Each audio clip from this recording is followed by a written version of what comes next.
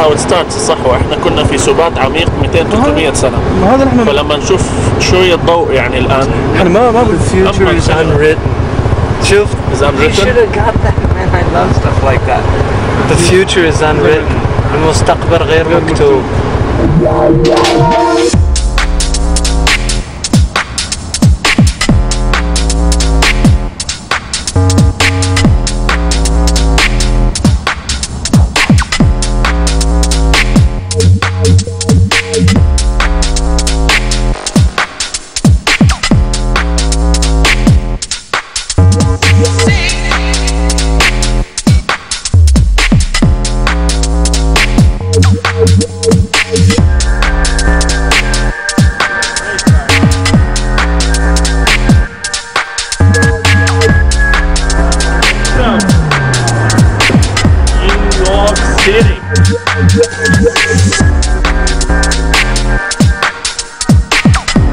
Times Square 4:15.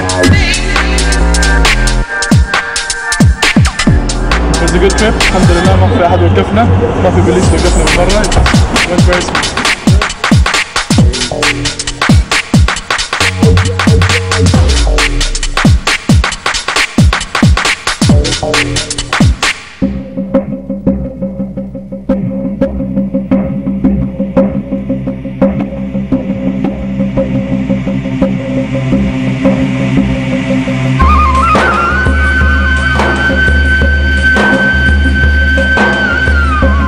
As you know now, the U.S. is considered a superpower. It's the #1 superpower in the world. Why do you think it reached that level? Because of racism, money, evilness, vanity, all kind of stuff like that. The material thing, the government. I mean, all together equal one. You know what I mean? That's why right now America is a superpower. In their mind, it's not the superpower. The superpower is something that we cannot figure out the way I feel about it. Because we're human beings and supposed to live as one. You know what I mean? All that superpower, America is not a superpower. No, I don't believe in no country has no superpower. Well, I think Americans are very ambitious, and we want everything, and we want more of everything. The U.S. was founded on the principles of capitalism and individualism, of every man for himself, which makes for an incredibly competitive atmosphere, which makes for people struggling as hard as they can to get ahead and to be the best of the best. What's your opinion on Iraq? What's going on these days? It's political. It's all about oil. Well, you know, the CIA and all that, they helped Saddam out in Iraq. They helped him with his war with Iran. It's like the book by Mary Shelley, Frankenstein. In the end, Frankenstein had to kill his own monster. The U.S. created Saddam, we had to destroy him. There's a level of involvement. I think the U.S. has definitely breached that level of involvement. You know, many times they're more concentrated on trying to convert other cultures into the way that they think, as if their way of thinking is good for everybody. Yeah, I'm not in favor of the U.S. invasion of Iraq. I'm not in favor of the U.S.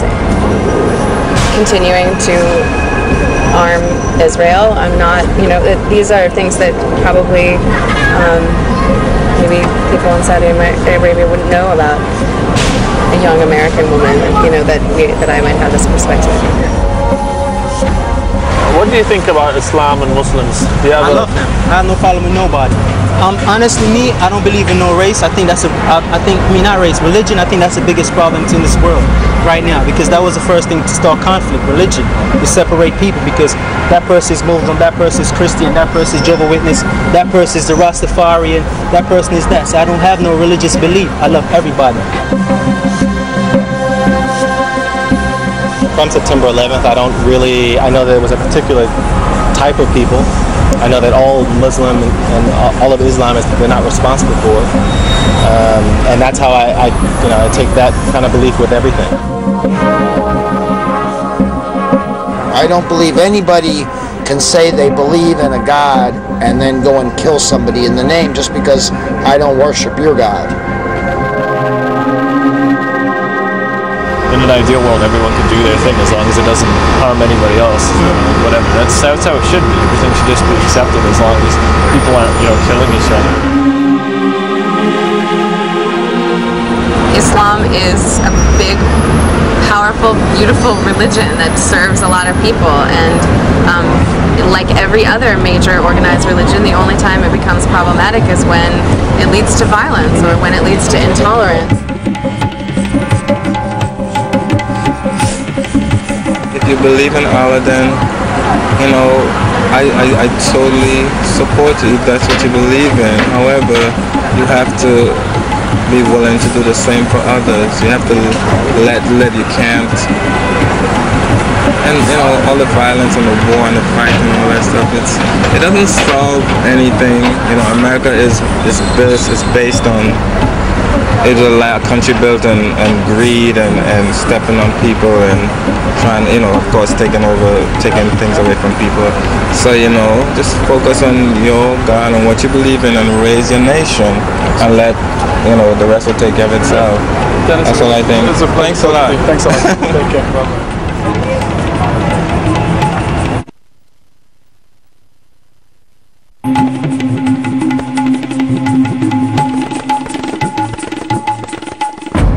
بسم الله الرحمن الرحيم وصلى الله على سيدنا محمد وعلى آله وصحبه وسلم تسليما.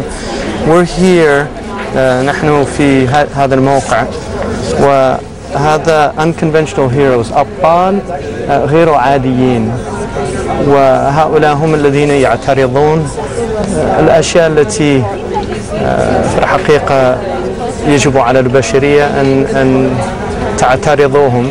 فهؤلاء الآن سينالون جوائز بسبب معارضتهم ومخالفتهم للأشياء التي تأباها الضمير البشري من العنف ومن القتل ومن الاضطهاد والظلم وهذه الأشياء. فمن ضمن هؤلاء عندنا أحد اسمه كريغ كوري، وهو أبو ريتشل كوري، راحيل بالعربية، وهي التي كانت في فلسطين، وللأسف هي قتل، وبعضهم يظنون أنهم الذي قتلها عمدا، وبعضهم يقولون لا كان خطأ، والله تعالى أعلم. ولكن على كل حال هي قتلت هناك في فلسطين، وكانت هي أمريكية، شابة أمريكية صغيرة، وكانت في هذه صورتها هنا ريتشل كوري، وهي شابة أمريكية كانت في رفح، وهي تدافع عن بيت طبيب فلسطيني. الإسرائيليون اعتدوا على البيت وأرادوا هدمه، وهو الرجل ما كان عنده أي اتصال بالمعارضة هناك، ولا بالحماس ولا بالإرهاب ولا بأي شيء. وجوده فقط في منطقة تعتبر منطقة إرهابية. فهذا نوع من، للأسف الشديد، هو نوع من التهمة الجماعية أو الذنب الجماعي. لا تزر وازرة وزر أخرى، هذا مبدأ إنساني وليس فقط قرآني. ففرضا لو قلنا أن فعلا هناك إرهاب وهكذا، هذا لا قانون في أي قوانين من قوانين البشر تقبل أن تواخذ إنسانا لم يشارك في الذنب. فهي وقفت أمام بيته دفاعا عن البيت، أمريكية، وكانت في بداية دراستها في الجامعة، ومن أذكى النساء وأذكى الناس. أنا قرأت رسائلها، فنحن هنا لنلتقي مع والدها، وإن شاء الله غدا سنلتقي معه. وهذا يعني أنا أعتقد الموقع هذا يمثل المعارضة هنا في أمريكا، وهذا يعبر عن كثير من شعور الأمريكان. مثلا رأينا هذه شابة هي تشتغل بحماس على ما هي تراه أنه من الخطوات المخطئة والخطيرة التي تخطوها هذا البلد.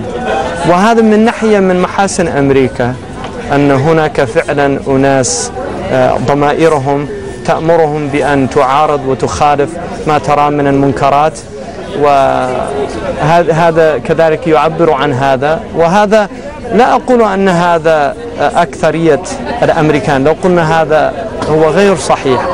هذا لا تمثل أكثرية الأمريكان، ولكن تمثل جزءا كبيرا من المجتمع الأمريكي. أنا أعتقد في نظري تمثل جزءا كبيرا من المجتمع الأمريكي. فنحن إن شاء الله سنرى داخل.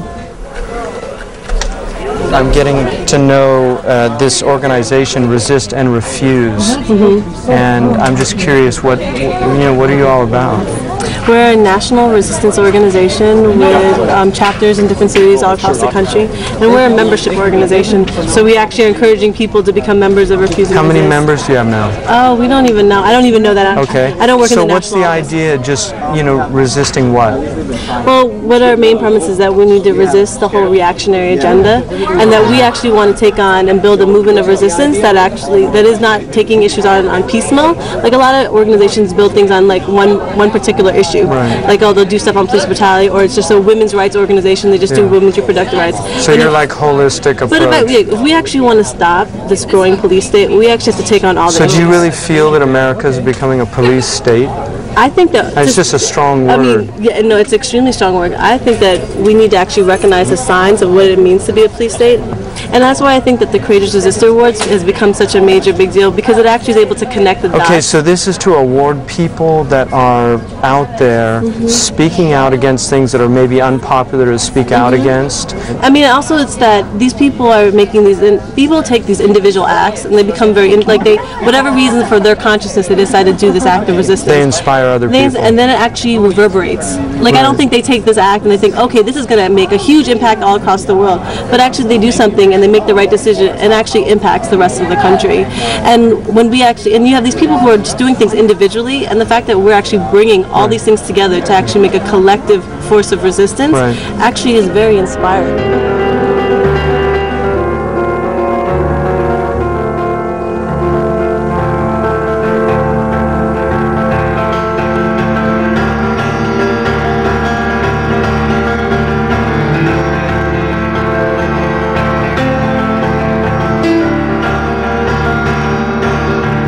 So Samina Fahim Sundas? Yes. Yeah. And are you a citizen here in the States? Where are you from originally? Originally from Pakistan. Okay, and you're the executive director of the American Muslim Voice. Yes. What does that entail? Well, after 9/11, the whole world is calling us terrorists, Muslims, and I used to be a national coordinator for American Muslim Alliance, trying to just empower the Muslims and the AMA. AMA.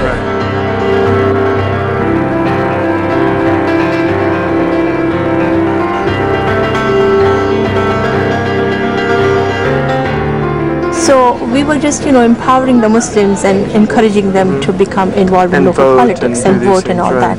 But 9/11 changed everything. It just set us back about 10 years. And all of a sudden, we are being called terrorists. And even though that is a very credible work and somebody needs to do that, my focus changed and my interest changed. I realized that if we really want to become involved, we must go and build bridges with all the communities and build really true coalitions with the mainstream organizations. So that's what I started doing.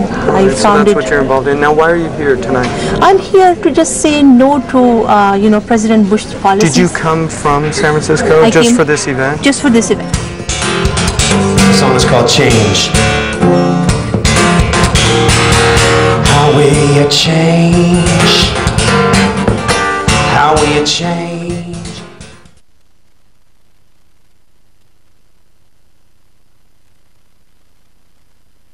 Right now, there's a war in the world right now, and we can read. We can listen to what George Bush is saying. There's a war on the world. He's saying that this war is going to last for generations, and people need to be used to this normalcy of what the world's going to be like. Well, there's a domestic analog to that, and that domestic analog is a growing police state in this country.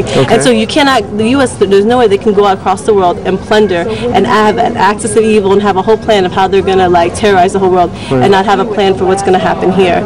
And what's going to happen here, I think, is potential for signs of a growing police state. Now, if you had one thing you wanted to tell the Arab world, the whole Arab world, what would it be? That the people in this country people who are in this country, who are Americans, live in this country, but they do not subscribe to the ideas of the people who actually run this country, and that we want to send a message to the people of the world that we actually have much more in common with them than the people who rule this country. So the people of Iraq, what would you say to them? I would say to them is that we think that they have a right to self-determination, that they have a right to live, they have a right to exist, and that we extend a hand to them, that we have much more in common with them, and that we want to build a world with them and actually not build a future. We want to build a future with them versus build a future with like George Bush and his people. We breathe in the air, we take in the bounty, not a care for the earth, the health of the country, but how about the people, how about the strife, yes, how about thinking about better life. On March 16th, 2003, a young woman named Rachel Corrie from Olympia, Washington, was standing halfway around the world in front of an Israeli military bulldozer, trying to prevent the demolition of yet another Palestinian home. As she stood with her bullhorn